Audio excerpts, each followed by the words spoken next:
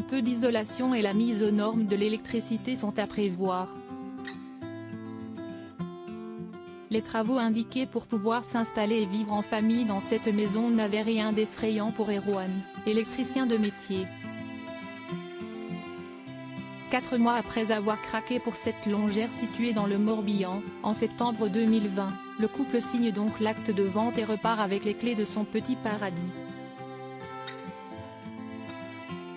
Dès le week-end suivant, ils attaquent les premiers travaux et vivent leur première déconvenue. Dans le séjour, ils abattent une cloison de placo et découvrent à l'intérieur des malfaçons électriques. La saison étant fraîche au cœur des terres bretonnes, la famille allume rapidement le poêle à bois. Et manque de s'intoxiquer avec les vapeurs de la peinture non adaptée qui a été utilisée sur le conduit de cheminée. Et ce n'est pas tout. Dès la première averse, leur cuisine est inondée. La gouttière, évidemment censée déverser les eaux de pluie vers l'extérieur, est plantée à même le sol. L'eau du toit arrivait directement dans la maison, explique Vanessa. Carrelage posé sans colle, plancher pourri dissimulé sous des plaques, toiture juste posée prête à s'envoler. Mais jusque-là, c'était gérable. On a réparé et on avait encore de l'enthousiasme à rénover notre maison.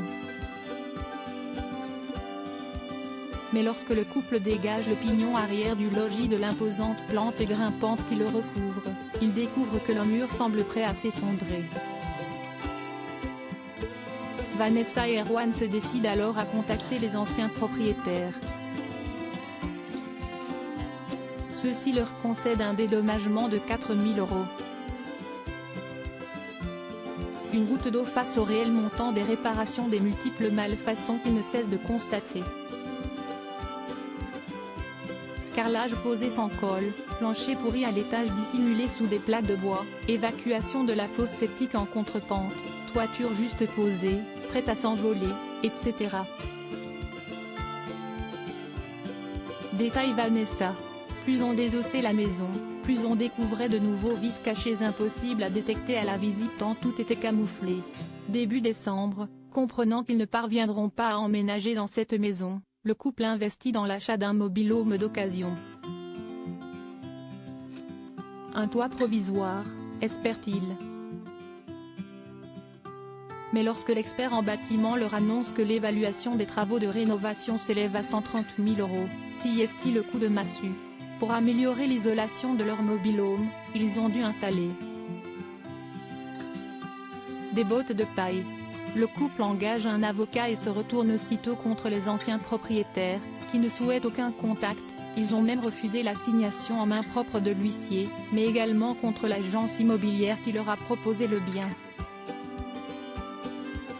Le 2 septembre dernier, au tribunal de Rennes, le juge autorise la délivrance d'une expertise judiciaire, première étape de la procédure, mais elle est à la charge des requérants. Une somme de 6 000 € que nous n'avons pas. En effet, leurs 20 000 € d'économies prévues pour les menus travaux d'origine ont été engloutis dans les premières réparations, le mobil-home, les frais de justice et d'avocat. Face à la pénurie et l'abattement du couple, la nièce de Vanessa, Marie, a créé une cagnotte en ligne, Litchi. Comme ces soutiennent à une famille sans maison, pour leur venir en aide. Pour l'instant, le montant n'est pas atteint et le quotidien de la famille est difficile. Le couple, leur petit garçon âgé de 3 ans et leur chatte vivent au fond du jardin dans le mobil-home. Si est très mal isolé, le sol est gelé. Nous avons fait venir des bottes de paille pour les installer en dessous. Nous sommes à bout, nous avons mal dans tout le corps à cause des contrariétés, mais on se bat tous les jours pour trouver des solutions.